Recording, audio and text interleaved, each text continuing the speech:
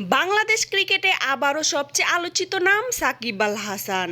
ফিরবেন কিনা সেই প্রশ্নেই এখন উত্তাল পুরো দেশ। একদিকে শোনা যাচ্ছে বাংলাদেশ ক্রিকেট বোর্ড এবং সরকারের একাধিক মহল থেকে সাকিবের জাতীয় দলের ফেরার ব্যাপারে নাকি মিলছে সবুজ সংকেত।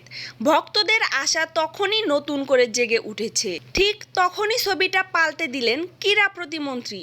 তার স্পষ্ট বার্তা, সাকিব আল হাসানের নামে থাকা মামলাগুলো নিষ্পত্তি না হলে এবং তিনি নির্দোষ প্রমাণিত না হলে জাতীয় দলে ফেরা নিয়ে কোনো চূড়ান্ত সিদ্ধান্ত সম্ভব নয়। শুধু ফর্ম বা অভিজ্ঞতা নয়, আইনি পত্রিকার বাইরে গিয়ে কোনো ছাড় নেই। একই বার্তা দেওয়া হয়েছে জাতীয় দলের সাবেক অধিনায়ক মাশরাফি বিন মর্তুজার ক্ষেত্রেও।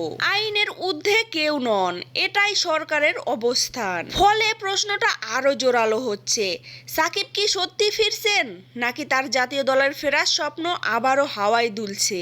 একদিকে বোর্ড ও সমর্থকদের চাপ, অন্যদিকে আইন ও সরকারের কঠোর অবস্থান। সবশেষে বলতেই হয়, মাঠের পারফরমেন্সের পাশাপাশি আদালতের রায়ও এখন নির্ধারণ করবে সাকিব আল হাসানের জাতীয় দলে ফেরার ভাগ্য। আপনাদের কি মনে হয়, সাকিবের কি ফেরা উচিত নাকি আইন নিষ্পত্তি না হওয়া পর্যন্ত অপেক্ষা করা উচিত? মতামত জানান কমেন্টে।